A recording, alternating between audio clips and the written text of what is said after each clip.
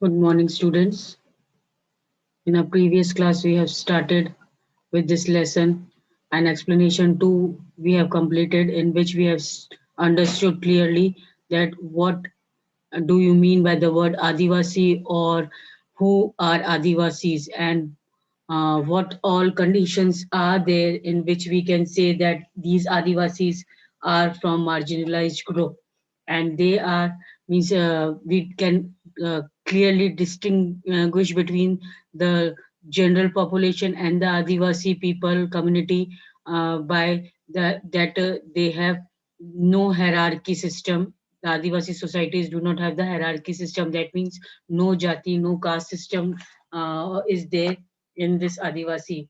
Plus the religion also. If we means take the religion, then we say that Adivasi don't have means particular type of religion, but they worship the ancestors, village, new nature, and all.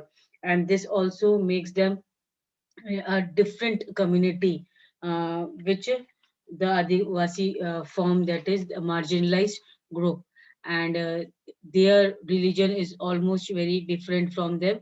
Plus language also. In language, if we concern with the language also, then the language of Adivasi also is very much different from the other communities, and there also we see that their language is deeply influenced, means Adivasi's language had influenced the mainstreams, the main languages also of the common man, that is Bengali and Santali language. They have been influenced by these Adivasis. Even the religion have been influenced by these Adivasis religion also. That in modern Adivasi history, we say that they mostly belong to Christianity, the Christian religion also. Then we have seen the stereotyping. Stereotyping means what all uh, we have the beliefs or thinking about the Adivasi people. That is, whenever we show in the programs and all about the any Adivasi community, then we usually mostly show about their dance pattern and about their way of dressing sense. That is the colorful costume, the headgear, and they are in the dancing position and all. So this way we have, mostly Adivasis are shown, and we think that we have a common belief about Adivasi, that they are very primitive and backward, and they don't want any changes to be brought in their society. कोई change नहीं लाना मांगते हैं वो अपनी society में. वो सिर्फ जो जैसा उनकी लाइफ चल रही है उसी को वो कंटिन्यू मूव ऑन करना चाहते हैं, and they don't want any type of advancement or any type of changes in their life, and that is why they are considered to be the most backward classes, and they are kept in the marginalized group. Now, today we are going to start with Adivasis and development. What all development have been done in these communities? As you have already read in your history textbook, forests were absolutely crucial to the development of all empires and settled civilizations in India. That means in history book textbook you have already understood the importance of forest, that forests were very much important in the development of all the kingdoms in the civilization, different civilizations. So metal ores like iron and copper and gold and silver, coal and diamonds, invaluable timber, most medical herbs and animal products, that is wax, lac, honey, and animals themselves, that is elephants, mainstay of imperial armies, all came from the forest. So these are due to this reason only the forest are to be thought as more important from the olden days only, because many metal ores are found in these forest areas only, plus medical herbs also, animal products also, plus even they are home of animals. So due to these reasons, the forests are very helpful for humankind.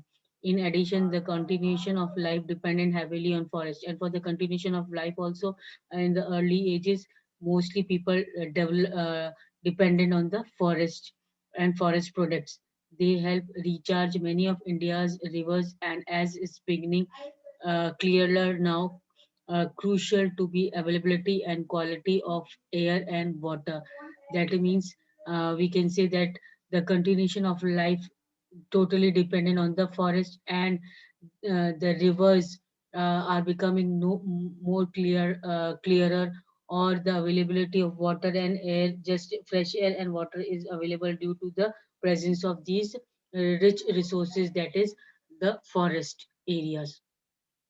Forest covered the major part of our country till the 19th century. So till the 19th century, forest had covered the major areas of our country, India. Adivasis had a deep knowledge of access to as well as control over most of these vast tracts of land, at least till the middle of the 19th century. So these Adivasis had great knowledge about these forest areas. They knew each and everything about these forests. Even they had the access. They easily approached to these forests. They were the inhabitants of these forests only, and they control most of the vast tract till the middle of the 19th century. Till the middle of the 19th century, these Adivasis had mostly had the control over these forested areas. This meant that they were not ruled by large states and empires. That means these forest areas were not ruled by large states or the empires or the kingdoms by the king and all, but these forests were under the control of these Adivasi people who used to live there, who used to totally, their life was dependent on these forest resources only.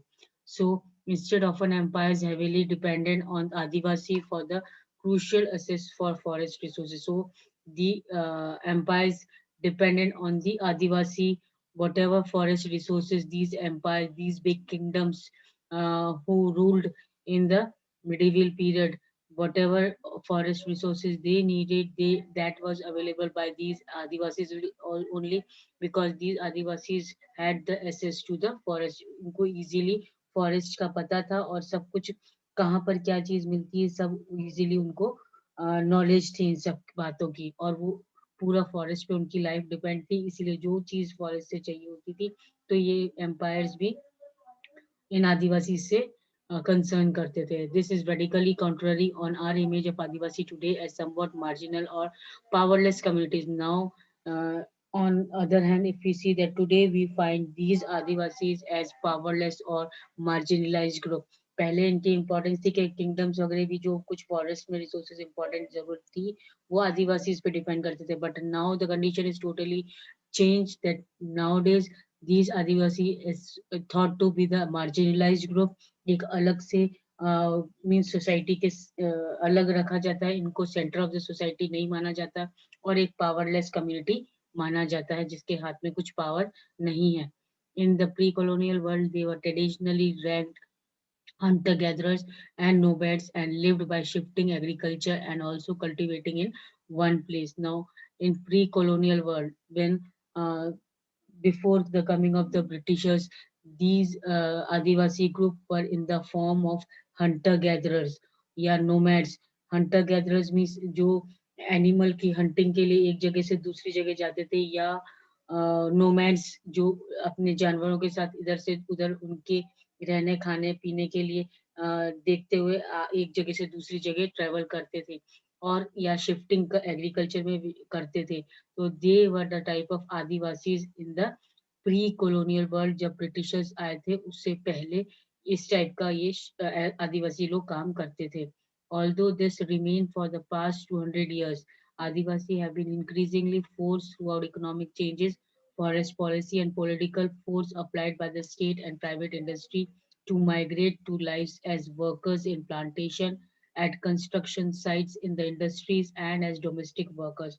और धीरे धीरे इनकी life में बहुत forcefully change लाया गया state की वजह से या कोई प्राइवेट इंडस्ट्रीज की वजह से, जो कि इनकी लाइफ में इकोनॉमिक चेंजेस लाए गए, और उनको फोर्स किया गया वो अपना फॉरेस्ट एरिया, अपना इनहेबिटेड प्लेस छोड़ करके वो प्लांटेशंस में जाएं, वर्क करें दूसरी फील्ड्स में जाके, या कोई कंस्ट्रक्शन साइट में जाएं, वहां पर एज अ वर्कर लेबरर काम करें, या कोई डोमेस्टिक वर्कर या इंडस्ट्री में जाकर दूसरा कोई काम देखें, और वो फॉरेस्ट का सिर्फ अपना काम ही ना देखें.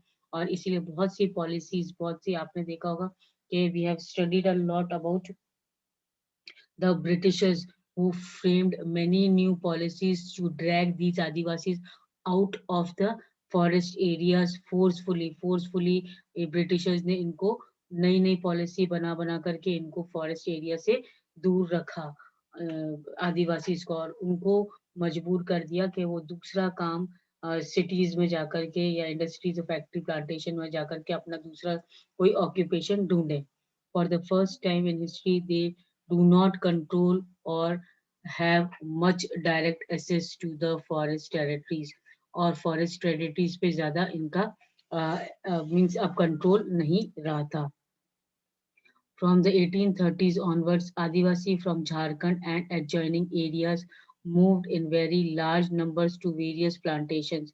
On from 1930s में हम देखते हैं कि आदिवासी जो है झारखंड एरियाज में और उसके आसपास के एरियाज में वो बहुत ज्यादा लोग आदिवासी लोग वो छोड़ करके अपना फॉरेस्ट एरिया छोड़ करके प्लांटेशंस में चले गए Mauritius the Caribbean and the even Australia दूसरी दूसरी जगहों पे ये प्लांटेशन का काम करने के लिए चले गए as a labourers India's tea industry became possible with their labour in Assam अब इंडिया की जो टी इंडस्ट्री है वो पॉसिबल हुई क्योंकि असम की लेबर से ये लोग आदिवासी लोग यहाँ असम वगैरह में जाकर के अपना वर्क करते थे today there are 70 lakh Adivasis in Assam alone अब आदिवासी लोग 70 लाख आदिवासी असम अकेले असम स्टेट में हमें देखने को मिलते हैं जो कि इन plantation tea plantation coffee plantation में ये काम करते हैं the story of this migration is full of extreme hardship torture and heart and death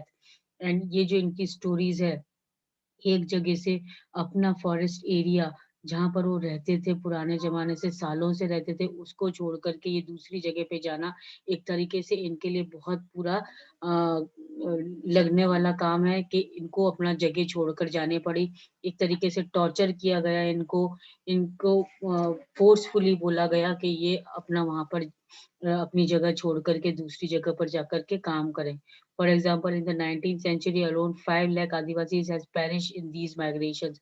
और हम 19th century में सिर्फ 19th century में ऐसे देखने को मिलता है कि 5 लाख आदिवासी जो हैं एक तरीके से बिल्कुल खत्म से हो गए जब वो अपनी जगह छोड़ करके उनको बोला गया दूसरी जगह पर जाने के लिए The song below capture the hopes of migrants and the reality they faced in Assam. अभी नीचे का जो सॉन्ग दिया गया है एक तरीके से ये लाइफ बता रहा है माइग्रेट जो आदिवासी माइग्रेट करा अपना जगह छोड़ करके दूसरी जगह गए उन्होंने क्या फेस किया come Mini let's go to Assam our country has so much suffering the country of assam o mini has tea gardens full of greenery means ये बता रहे हैं कि चलो अब असम चलो अब हमारी कंट्री में बहुत ज्यादा हमारे ऊपर दुख आ रहे हैं इसलिए अब मैं अपनी जगह छोड़कर दूसरी जगह जानी है जहाँ पर टी गार्डन है ग्रीनरी है the Sardar says work the babu says catch and bring them in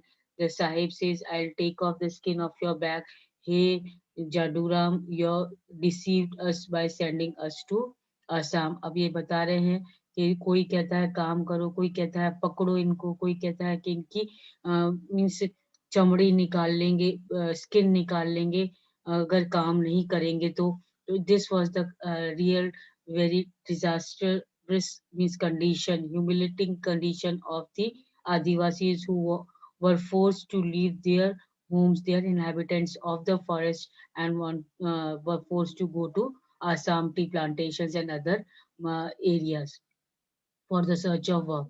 Now here, this is the photo of Niamgiri Hill located in Kalahandi district of Odisha. This area is inhabited by Dungaria Cons.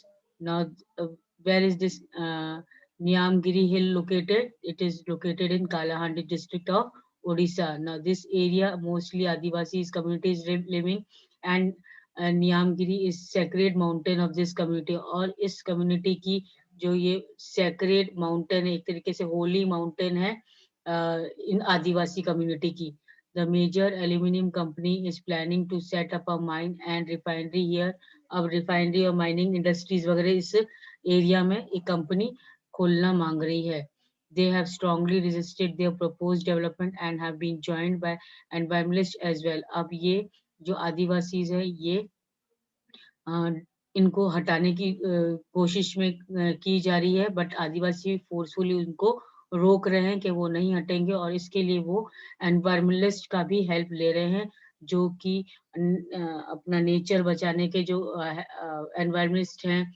जो help करते हैं लोग, उनकी help ले रहे हैं ये आदिवासी, ताकि इनको डिस्प्लेसमेंट नहीं हो, इनको एक जगह से दूसरी जगह नहीं भेजा जाए, अपनी जगह छोड़कर नहीं जानी पड़े। A case against the company is also pending in the Supreme Court और सुप्रीम कोर्ट में इस कंपनी का केस अभी भी चल रहा है, जो कि ये आदिवासी से जगह खाली करवाना मांग रहे थे। आदिवासीज ने इनको अगेंस्ट में अपना ये केस फाइल किया एनवायरमेंट के हेल्प से। Forest lands have been cleared for timber and to get land for agriculture and industry. अब फॉरेस्ट जो लैंड है क्या कर गई, उसको क्लियर किया गया, वहां से पेड़ पौधे काटे गए और the forest lands have been cleared for timber and to get land for agriculture and industry, और उसको क्लियर करके वहाँ की जो लैंड है वो एग्रीकल्चर और इंडस्ट्री के काम में ली जाने के लिए उसको सफाई की गई, उनका पेड़ वेड़ काटना पड़ा फॉरेस्ट में। Adivasi have also lived in areas that are rich in minerals and other natural resources. अब adivasi have also lived in these areas which are very rich in minerals। बहुत सी यहाँ पर मिनरल्स हैं, they are natural occurring water minerals, minerals are natural occurring substances. तो यहाँ वो जगह इनकी फॉरेस्ट एरियाज में खूब से मिनरल्स मिल रहे हैं उनको, नेचुरल रिसोर्सेज है। These are taken over from mining and other large industrial projects. Powerful force have often colluded to take over tribal lands, और पावरफुल फोर्सेज हैं जो बड़े बड़े इंडस्ट्रियलिस्ट बिजनेसमैन, वो आकर के इनकी ट्राइबल जो लैंड है, ट्राइबल पीपल की जो लैंड है, वो जबरदस्ती फोर्सफुली उनको खाली करने के लिए बोल रहे हैं। Much of the time the land is taken away forcefully and producers are not followed. According to the official figure, more than 50% of the persons displaced due to mines and mining projects are tribals। और ये official figures में बताया गया है कि करीब करीब 50% लोग वो होते हैं जिनको अपनी जगह छोड़कर जानी पड़ती है। क्यों जानी पड़ती है? Because of the mining projects. Mines खोद रहे हैं, खान खोदने के लिए, मिनरल्स निकालने के लिए, जब जमीन खोदने के लिए इन मोस्टली इन ट्राइबल्स को उनकी जगह से हटाया जाता है। डिस्प्लेस मीन्स उनकी जगह से हटा करके दूसरी जगह भेज देना। Another recent survey reports by organization uh, working among Adivasis show that 79% of persons displaced from the states of Andhra Pradesh, Chhattisgarh, Odisha and Jharkhand are tribals। अब अलग एक और स्टडी में बताया गया कि 79% जो हैं उन लोग, ये लोग ट्राइबल्स हैं, मीन्स ट्राइबल पीपल, ट्राइब्स को बिलोंग करते हैं। अब आदिवासी लोग हैं आंध्र प्रदेश के, छत्तीसगढ़ के और उड़ीसा और झारखंड के। इन लोगों को अपनी जगह छोड़ करके ट्राइबल पीपल को, आदिवासी लोगों को जानी पड़ती है, क्योंकि वहां पर कोई एक इंडस्ट्रीज खुलेगी या तो माइंस खोदी जाएंगी, इसीलिए। Huge tracts of their lands have also gone under the water of hundred of dams that have been built in independent India. और कभी कभी तो इनको डैम बनाने के लिए, बड़े बड़े डैम्स बनाने के लिए, वाटर रिजर्वायर्स को बनाने के लिए भी आ, इनको जमीनें खाली करवानी पड़ती है और एक जगह से दूसरी जगह उनको भेजना पड़ता है। In the North East their land remains highly militarised. अब नॉर्थ ईस्ट में इनकी जो लैंड है वो मिलिट्री के अंडर में है।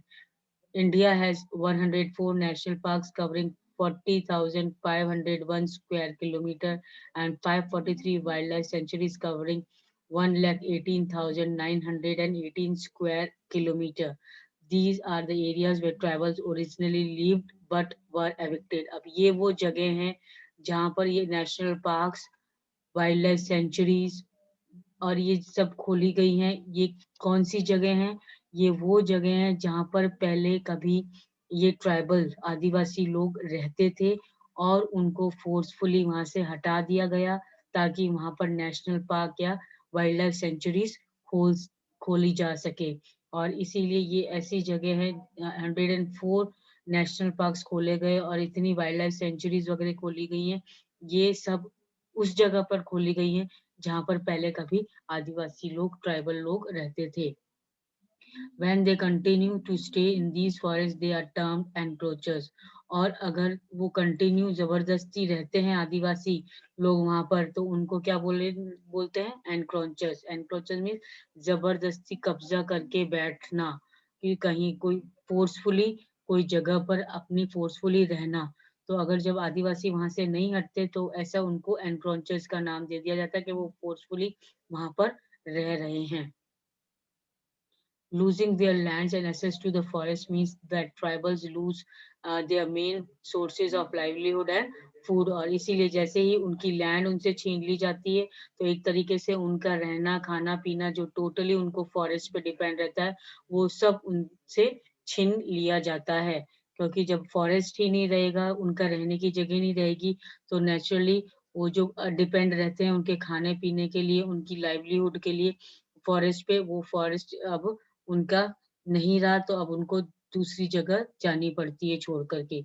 Having gradually lost access to the traditional homeland, many Adivasis have migrated to cities in search of work। अब जैसे जैसे उनसे इनकी ट्रेडिशनल होमलैंड जो कि फॉरेस्ट था, इनसे जबरदस्ती फोर्सफुली ले ली जाती है, तो अब ये आदिवासी जो हैं इनको सिटीज की तरफ अपने वर्क के लिए जाना पड़ता है। मीन्स कोई नया काम ढूँढने के लिए अब इनको आदिवासी को सिटी की तरफ वो माइग्रेट होते हैं, जाते हैं। Because they have been forcefully removed from their traditional homelands. Traditional homeland means from their forest areas, where they are employed for very low wages in local industries। और यहाँ cities में वो अपना काम ढूँढने आते हैं, और वहाँ पर उनको जो लोकल इंडस्ट्रीज है वहाँ पर, या बिल्डिंग कंस्ट्रक्शन वर्क वगैरह होता है, वहाँ पर इनको छोटा मोटा काम करने को दिया जाता है एज ए लेबरर, और बहुत ही कम पेमेंट दी जाती है। Now here, Adivasi use around 10,000 plant species. Approximately 8,000 species are used for medical purposes.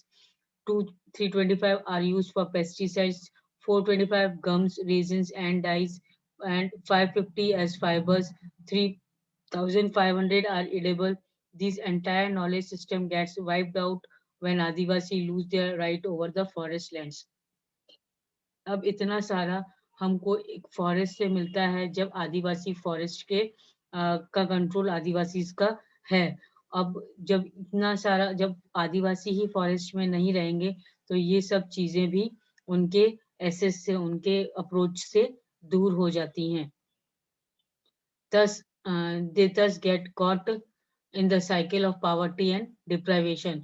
और धीरे धीरे जब वो आदिवासी अपनी जगह छोड़कर सिटीज में आते हैं, और छोटी मोटी काम करके थोड़ा बहुत पैसा ही उनको मिलता है, very less money they have been paid. और for this reason also they are caught in the cycle of poverty and deprivation। और इसीलिए वो गरीबी में आ जाते हैं, गरीबी रेखा के अंदर आ जाते हैं, और एक तरीके से एक चीज से दूसरी चीज उनको कुछ ना कुछ अपना मीन्स सब कुछ खोना पड़ता है। अपनी जगह छोड़ते ही उनका सब कुछ वो एक तरीके से खो देते हैं lifestyle. 45% of the tribal groups in rural areas and 35% in urban areas live below the poverty line। poverty line गरीबी रेखा से नीचे, मतलब इतने गरीब हैं ये ट्राइबल पीपल के। 35% इन अर्बन एरियाज और 45 इन ट्राइबल ग्रुप्स, ये सब पावर्टी लाइन के नीचे आते हैं, गरीबी रेखा के नीचे, मतलब इतने गरीब हैं ये लोग। This leads to deprivation in other areas. और इसीलिए दूसरी जगहों पे भी इनको डिप्राइव रहते हैं, ये चीजें अवेलेबल, रिसोर्सेज अवेलेबल नहीं रहते हैं इनके पास। Many tribal children are malnourished। और काफी जो ट्राइबल बच्चे हैं, आदिवासी बच्चे हैं, उनको प्रॉपर न्यूट्रिशनल फूड भी नहीं मिलता, और इसलिए उनको वो मालनरिश रहते हैं। मालनरिश मीन्स बैलेंस डाइट नहीं मिलती है, न्यूट्रिशियस फूड नहीं मिलता है, तो वो मालनरिश रहते हैं। Literacy rates among tribals are also very low. और लिटरेसी रेट मीन्स पढ़े लिखे भी बहुत कम होते हैं, ये मोस्टली इलिटरेट होते हैं, क्योंकि ये जब गरीब होते हैं तो इनके पास पैसा नहीं है, और पैसा नहीं है तो वो अदर रिसोर्सेज नहीं अवेलेबल रहते हैं उनके, हार्डली वो इतना ही कमा पाते हैं कि वो अपना फुलफिलमेंट डेली नीड्स का कर सकें, और इसीलिए वो एजुकेशन पे इतना खर्चा नहीं करते हैं। When Adivasi are displaced from their lands, they lose much more than source of income. They lose their tradition and customs. अब वो अपना ट्रेडिशन कस्टम्स जो वो करते थे, अपने रीति रिवाज फॉलो करते थे, भगवान देवी देवताओं को जो पूजा करते थे, नेचर को वर्शिप करते थे, इवन रिसोर्सेज जो इनकम का था उनके फॉरेस्ट रिसोर्सेज पे डिपेंड करते थे, वो सब एक तरीके से उनको वो डिस्प्लेस होते ही वहाँ लैंड छोड़ते ही सब खत्म हो जाता है। अब उनको कुछ नहीं मिलता। They took our farming land. They left some houses. They took the cremation ground, temple, well and pond. How will we survive? Said Govinda Maran, who was displaced due to the refinery project in Odisha. अब उड़ीसा में एक refinery project लगाया गया, और इसीलिए गोविंद मरन, जो कि एक आदिवासी, वो जो वहां पर रहता था फॉरेस्ट एरिया में, अब वो ये बता रहा है कि हमारी लैंड ले ली गई, तो अब हम कहाँ रहेंगे, हम कैसे रहेंगे, हमारा क्रिमिशन ग्राउंड, हमारा टेम्पल, हमारा पॉन्ड, वेल सब कुछ ले लिया गया रिफाइनरी प्रोजेक्ट के लिए। एक प्रोजेक्ट जो उड़ीसा में लगाया जाना था उस इंडस्ट्री की वजह से, प्रोजेक्ट की वजह से। Now, as you have read, their existence as interconnectedness between the economic and social dimensions of tribal life. Destruction is one sphere naturally impact than the other. So destruction एक तरीके से बहुत बड़ा impact है जो ये effect कर रहा है tribal life पे. Often this process of disposition and displacement can be painful and violent. और एक तरीके से इन habited को, इन लोगों को जो कि फॉरेस्ट एरिया में रहते हैं, इनको अपनी जगह से हटा करके दूसरी जगह पर उनको देख कहकर रहने के लिए, तो एक तरीके से उनको वापस अपनी लाइफ चालू स्टार्ट करनी पड़ती है। और उनके लिए बहुत ही ज़्यादा ये पेनफुल रहता है कि अपनी जगह छोड़ करके वो वापस से एक न्यू लाइफ, नई जगह पर जाकर के स्टार्ट करें, नया घर, नया कामकाज, नई जगह, सब कुछ नया, वापस से एक बार वापस से रीस्टार्ट करें, तो एक तरीके से बहुत ज़्यादा ये इनके लिए पेनफुल रहता है। So today I end up here only. In our next class, whenever we are going to meet, we will start with minorities and marginalization. Till then, read till here, and when whatever doubt you can clarify in our next class. Thank you.